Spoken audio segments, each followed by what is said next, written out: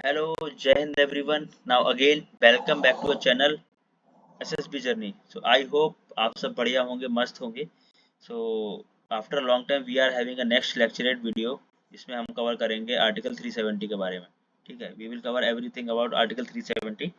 तो देखते हैं इसमें क्या क्या आगे चीज़ें बताने वाला हूँ मैं. ठीक है, और इन्फॉर्मेशन देना चाहता हूँ कि हाँ, this topic asked in your 21 SSB Bhopal Jalandhar 31 में पूछा गया है, इलाहाबाद 18 एसएसबी में. ठीक है, और also asked in your 1 FSB Dehradun में भी आया था. ठीक है, तो बहुत कॉमन टॉपिक है. It can be asked in other books also. ठीक है, तो आसानी से समझ लेते हैं क्या होता है. ठीक है, this is the introduction part that what topics what sub parts we are going to cover. ठीक है, और सबसे एक इम्पॉर्टेंट टिप शेयर करना चाहता हूँ. When ever you get any lecture topic, ठीक है, तो घबराना नहीं है. सबसे पहले उसके बारे में सोचना है कि हाँ, इसके क्या क्या हो सकते हैं पार्ट्स, मतलब ये है क्या टॉपिक. ठीक है, तो सबसे पहले एक इंट्रोडक्शन वाला पार्ट डाल दो. फिर उसके बाद उसके सब पार्ट्स के बारे में सोचो कि इसमें क्या क्या चीजें होती हैं, इसके एडवांटेज क्या होता है, डिसएडवांटेज क्या होता है. अगर टॉपिक इस टाइप का है, अगर कोई फैक्चुअल टॉपिक है जिसमें हाँ इन्फॉर्मेशन होनी चाहिए, तो मतलब सबसे पहले टॉपिक को ही बहुत ध्यान से चूज करना है. ठीक है, उसके बाद उसके सब पार्ट्स के बारे में सोचो. व्हेन, हाउ, व्हाट, इसके इम्पैक्ट क्या पड़ेंगे, चैलेंजेस क्या आएंगे.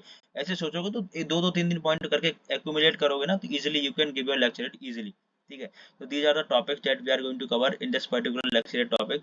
ये सब पार्ट्स होंगे. Introduction, how did government of India कैसे रिपील किया, और सॉरी वाई क्यों रिपील किया, कैसे रिपील किया, उसके बाद इम्पैक्ट क्या पड़ा उसके एब्रोगेशन का आर्टिकल 370 के, और लास्ट में challenges.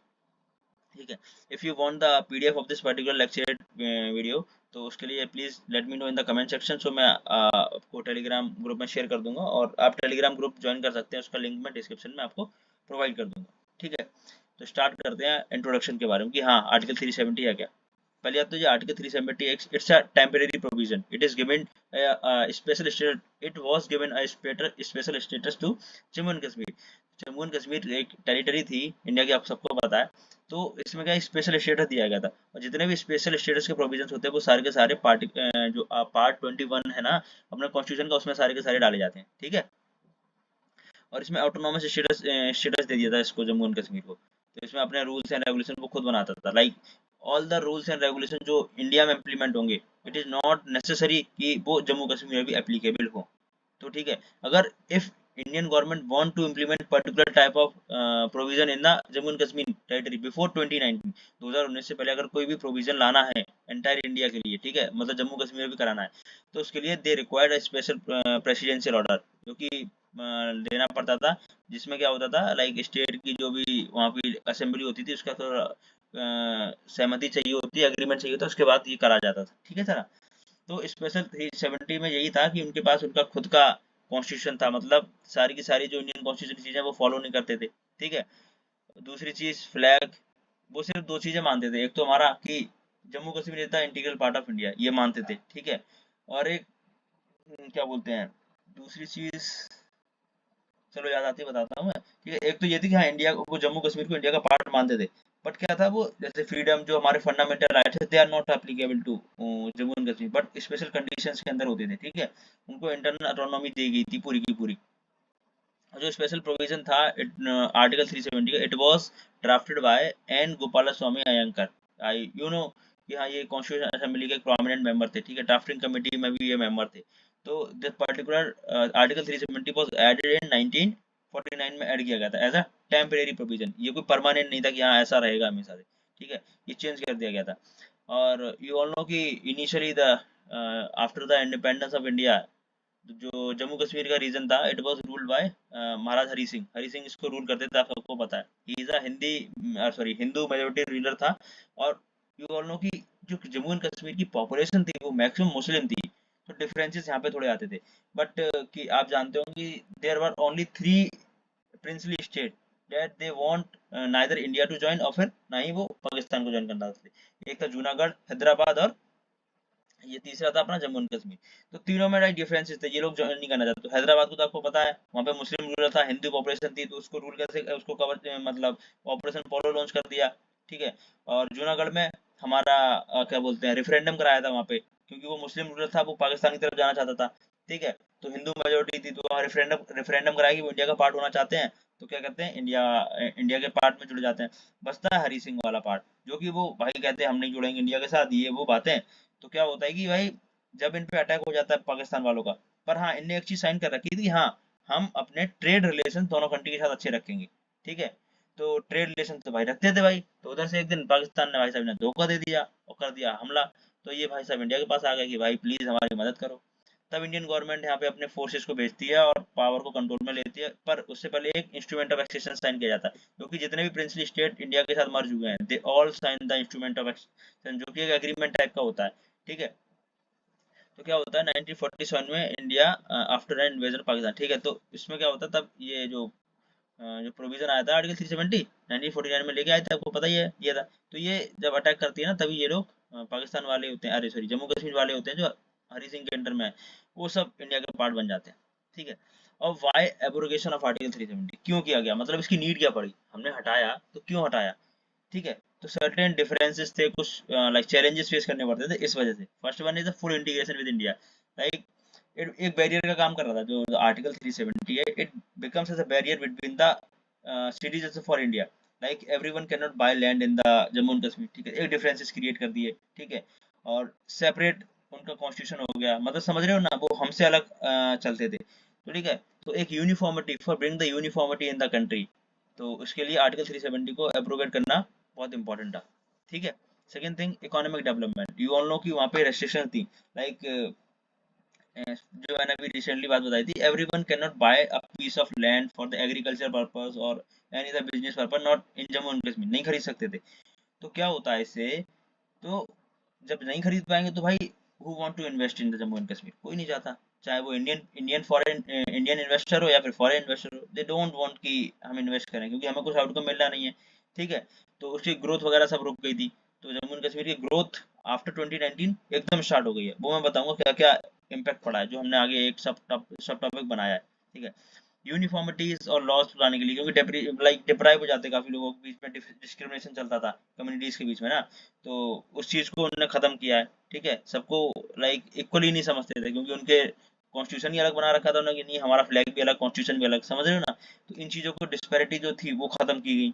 National security and counter terrorism, जो स्पेशल स्टेटस दिया गया था उससे क्या होता था, जो स्पेशल स्टेटस दिया गया था it was used by the separatist elements, जो भी थे सेपरेटिस्ट होते या फिर कोई जो मिसक्रिएंट टाइप के ग्रुप्स होते थे ना, they use their power to create a disturbance inside the Jammu and Kashmir.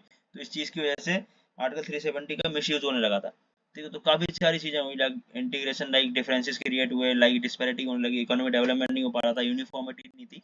तो देयर वर मेनी रीजंस, इस वजह से इन लोगों ने इसको एब्रोगेट किया। और एब्रोगेट किया कैसे भाई, बहुत दिमाग से किया था। लाइक उसमें आपको पता है कि बीजेपी ने उसको टाई अप कर रखा था, दूसरी गवर्नमेंट थी वहाँ की महबूब मुफ्ती की, ठीक है। तो वो चलती रही गवर्नमेंट। फिर 2018 2019 के आसपास आते आते क्या हुआ कि मेजोरिटी लूज कर जाते हैं ये लोग, ठीक है। जब ये बात चलने लगी थी आर्टिकल 370 हटने की थोड़ी थोड़ी, पर हट तो सकता नहीं था ऐसे, तो क्या होता है वहाँ पे मेजोरिटी लूज कर जाते हैं। अब आपको पता है इफ एनी गवर्नमेंट लूज इस मेजोरिटी तो विद इन 6 मंथ क्या होता है उसको प्रूव करना पड़ता है, वरना अगर नहीं हो पाता तो री इलेक्शन होते हैं, ठीक है। तो उस केस में क्या हुआ, वो मेजोरिटी प्रूव कर नहीं पाए, तो उस केस में क्या हुआ, प्रेसिडेंट ने एक नया ऑर्डर पास किया, ठीक है। उसमें एक जो लेफ्टिनेंट गवर्नर होता है ना, वो अपॉइंट किए गए थे, वो सत्यपाल मलिक को अपॉइंट किया गया था। तो अब जो भी पता है president appoints any prominent person in a particular territory, तो उसमें क्या वो प्रेसिडेंट के सारे पे चलेगा, तो लेफ्टिनेंट गवर्नर इनके सारे पे चलने लगे। तो सारी सारी लाइक परमिशन ले ली, आपको पता है प्रेसिडेंशियल ऑर्डर के लिए परमिशन चाहिए होती है स्टेट के, जो भी स्टेट को उस समय लीड कर रहा होता है। तो लेफ्टिनेंट गवर्नर सत्यपाल मलिक थे जो कि लीड कर रहे थे उस समय जम्मू एंड कश्मीर को। तो भाई उनसे वो तो भाई जब उन्हें अपॉइंट ही किया गया तो भाई परमिशन तो देंगे ही देंगे। तो सारा प्रेसिडेंशियल ऑर्डर का परमिशन वगैरह लिया, और सारी चीजें लाइक बहुत स्मूथली, आपने देखा होगा कोई ज्यादा क्लैश वगैरह नहीं हुआ, कोई भी डिस्टर्बेंसेस नहीं हुआ, और आराम से उन्होंने कैसे अप्रूव किया, ठीक है। तो ऐसे करके ये प्रेसिडेंट रूल लगा दिया गया तुरंत से, ठीक है। तो आपको पता है प्रेसिडेंट रूल लगता है तो वही प्रोमिनेंट मेंबर होता है, वो उसको देखभाल करता है सारा का सारा। तो प्रेसिडेंट रूल लगा के ही उसमें की, क्योंकि वहाँ पे वो स्टेट जो असेंबली थी वो काम ही नहीं कर पा रही थी। तो इस वजह से प्रेसिडेंशियल ऑर्डर पास होता है, 1954 का पुराना होता है, उसको अमेंड करके 2019 का बन जाता है, ठीक है। और क्या करते हैं, जब 5 और 6 तक को इम्पोर्टेंट एक लेजिस्लेशन पास किया जाता है, ठीक है, रेजोल्यूशन पास किया जाता है by both houses of parliament, Lok Sabha और राज्यसभा से एक प्रोविजन पास किया जाता है फॉर रिवोकिंग द आर्टिकल 370, ठीक है, आर्टिकल 370 को हटाने के लिए, टू रिपील इट। तो for the repealing it the law has been passed in both the houses, भाई मेजोरिटी में गवर्नमेंट है वो पास तो करेगी करेगी, ठीक है। तो जो पास कर जाती है उसके बाद क्या होता है, वो Jammu and Kashmir reorganisation act बन जाता है। और जो एक्ट है वो 2019 में आया था, क्योंकि भाई 2019 में ही इसकी वो पास किया गया था। आपको पता है शायद 9 अगस्त को आई गेस एब्रोगेशन हो गया था, ठीक है। तो क्या होता है कि 5 अगस्त, ठीक है ठीक है ठीक है, पार्लियामेंट ने 5 अगस्त को पास कर दिया। और क्या करा था कि the territory of Jammu and Kashmir divided into the 2 union territories, first one is the Jammu and Kashmir, second one is the Ladakh. तो 2 टेरिटरीज में इसको डिवाइड कर दिया गया था, ठीक है। आई होप इतना समझ आएगा कि हाँ ये हटाया गया था, ठीक है। पहले प्रेसिडेंट रूल लगाया, प्रेसिडेंट रूल लगाने के बाद फिर एक प्रोविजन पास किया गया लोकसभा से और राज्यसभा से, ठीक है, 506 अगस्त 2019 में। वो करने के बाद तुरंत क्या हुआ, फिर रीऑर्गेनाइजेशन एक्ट बन गया, ठीक है, जम्मू एंड कश्मीर का रीऑर्गेनाइजेशन, जिसमें क्या है ना 2 यूनियन टेरिटरीज बना दी। उसके बाद क्या पता कि आर्टिकल 370 के रिवोक होने का, रिपील होने का इम्पैक्ट क्या पड़ता है एंटायर इंडिया पे, ठीक है। First one, decline in violence. अब देखो ये मैंने कुछ डाटा निकाला है, वॉयलेंस कैसे, बिफोर 2019, जो बिफोर 2019 था, तो जो टेररिस्ट इनिशिएटिव इंसिडेंट, जो टेररिस्ट इंसिडेंट होते थे वो थे 765 लगभग, ठीक है। आफ्टर 2019 455 के आसपास रह गए, ठीक है। अटैक्स ऑन सिविलियन 193 थे, 156 रह गए। मतलब खत्म तो नहीं हुए but reduction in their number या इंटेंसिटी जो भी थी उसमें रिडक्शन हुआ है, ठीक है। सिक्योरिटी फोर्सेस 355 125 आ गए, सिक्योरिटी फोर्सेस इंजर्ड 1000 थे 3, मतलब देख रहे हो काफी ज्यादा डिक्लाइन आया है। तो मतलब काफी ज्यादा इंप्रूवमेंट हुआ है after the abrogation of article 370। तो मतलब ग्रोथ हुई है कंट्री की ऑटोमेटिकली। सिग्निफिकेंट डिक्लाइन हुआ है काफी ज्यादा टेररिस्ट एक्टिविटी में। The number of terrorist incident had decreased over 50%, security forces have killed over 300 militants. आपको पता है कितने सारे मिलिट्री ऑपरेशन चलाए गए हैं, स्टिल अभी रिसेंटली ऑपरेशन सिंधु चला गया, मतलब बहुत सारे ऑपरेशन चलाए गए हैं to take down the terrorist, ठीक है, उनको लाइक खत्म करने के लिए। improve economic condition, economic condition you all know कि there has been a lot of infrastructure development has been take place, ठीक है। और communication improve कर दिया गया, like you all know कि Siachen is the highest place in the battlefield in the world, and also get the first BSNL network जो tower उसको like install किया गया था। तो improve communication connectivity improve कर दी गई है। और क्या हुआ है, चेनाब ब्रिज के बारे में आप सब जानते होंगे, चेनाब ब्रिज कंस्ट्रक्शन किया गया है, ठीक है। हाईएस्ट हाईएस्ट जो मोटरेबल रोड्स होते हैं उमलिंगला पास हो गया, ठीक है। तो दीज मैनी मोर जो मोटरेबल रोड्स होते हैं उनका लाइक कंस्ट्रक्शन किया गया। तो मतलब इकोनॉमिक डेवलपमेंट आया।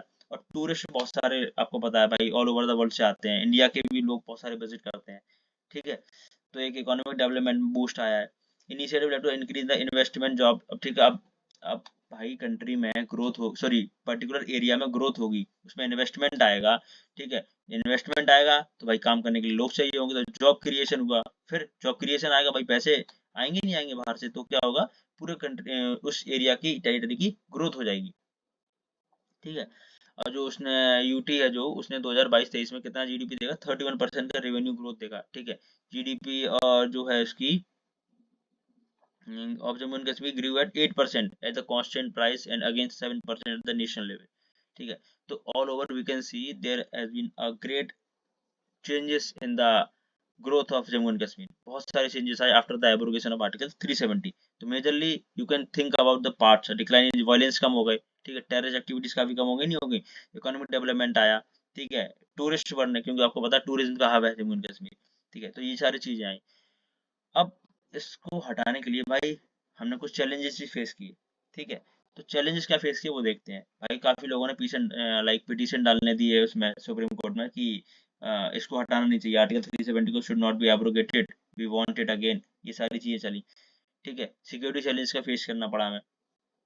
इमीडिएटली आफ्टर द एब्रोगेशन क्या होता है, सिक्योरिटी को बहुत ज्यादा डिप्लॉय करना पड़ा, ठीक है। अब भाई डिप्लॉय तो करना पड़ेगा, वरना क्या पता भाई कौन लाइक पाकिस्तान वाले भी तुम जानते हो कितने नाखुश होते हैं भाई। आर्टिकल 370 हटने के बाद कितने ज्यादा नाखुश हो गए थे, उन्होंने यूएन में मुद्दे उठाना शुरू कर दिए, अरे जम्मू कश्मीर हमारा पार्ट था, ये वो हम चाहते हैं, जैसे उन्होंने अपना पीओके कब्जा रखा है, ठीक है।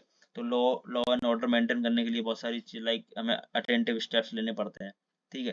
Freedom of expression like curfew वगैरह टाइप का लगा दिया था थोड़ा सा, ठीक है। तो लाइक जो गैदरिंग वगैरह होती थी इट इज लाइक स्टॉप, उसको बंद कर दिया गया था, ठीक है।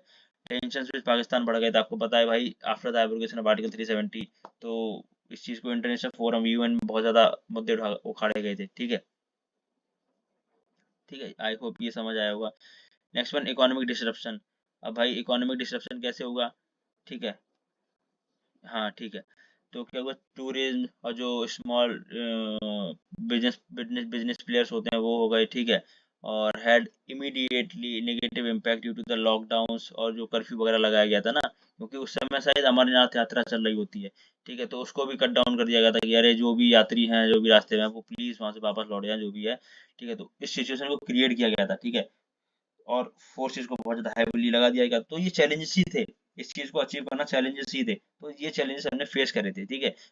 जो उस समय इंफ्रास्ट्रक्चर का काम चल रहा था वो भी सारा रुक गया, इन्वेस्टमेंट जो हो रहे थे वो सारे, मतलब समझ रहे हो ना, ये सारी चीज़ें हैम्पर हो गई जब हमने लाइक इकोनॉमिक डिसरप्शन वगैरह सारा चीज़ हो गया, जैसे गवर्नमेंट ने बोला कि कर्फ्यू टाइप की सिचुएशन लगने वाली, लॉकडाउन वाला सिचुएशन लग गया, ठीक है। आई होप चैलेंजेस भी समझ आएंगे। नाउ वे फॉरवर्ड समझ लेते हैं, कंक्लूजन जो हम बाद में बताते हैं, ठीक है। सुप्रीम कोर्ट ने सिर्फ यही नहीं कहा कि लाइक इसको अपहेल्ड ही नहीं किया, क्या करता है कि साथ में एक कोटेशन देता है, लाइक एक भारत श्रेष्ठ भारत, लाइक यूनिटी को प्रमोट करता है बहुत ज्यादा, ठीक है। But also served as the powerful reminder for the of the importance of unity and the collective dedication of the good governance, ठीक है। तो ये बहुत ज्यादा अच्छी चीज है क्योंकि सुप्रीम कोर्ट ने सपोर्ट किया, और एक कंट्री को यूनाइट करने में बहुत ज़्यादा हेल्प करती है ये चीज़, ठीक है। और क्या करता है जो हमारा इलेक्शन कमीशन है, उसमें फ्री एंड फेयर इलेक्शंस वगैरह, असेंबली का, म्यूनिसिपैलिटीज़ का अपॉइंटमेंट करना, पंचायत का, आपको पता है इलेक्शन में भी काफ़ी ज़्यादा इंक्रीमेंट आया, मतलब वोटिंग टर्नआउट था वो बहुत ज़्यादा इंप्रूव हुआ है जम्मू एंड कश्मीर में, ठीक है। और डेवलपमेंट का तो भाई मतलब आपको सबको पता ही है, बताना ही क्या है इसमें, ठीक है।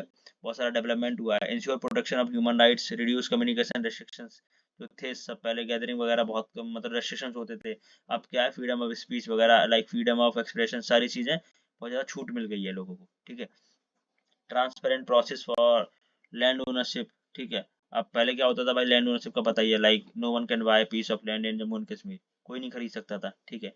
रेस्ट्रिक्शन थे बहुत ज़्यादा, ठीक है, रह नहीं सकता था कोई वहाँ पे जाके, ठीक है। और शादी वगैरह का भी सीन होता था कि लाइक यहाँ से वहाँ, तो वहाँ की कोई शादी करके यहाँ नहीं आ सकती, ऐसा कुछ सीन चलता था, मतलब उनके यहाँ अलग ही बिल्कुल सारे रूल्स एंड रेगुलेशन अलग थे, ठीक है।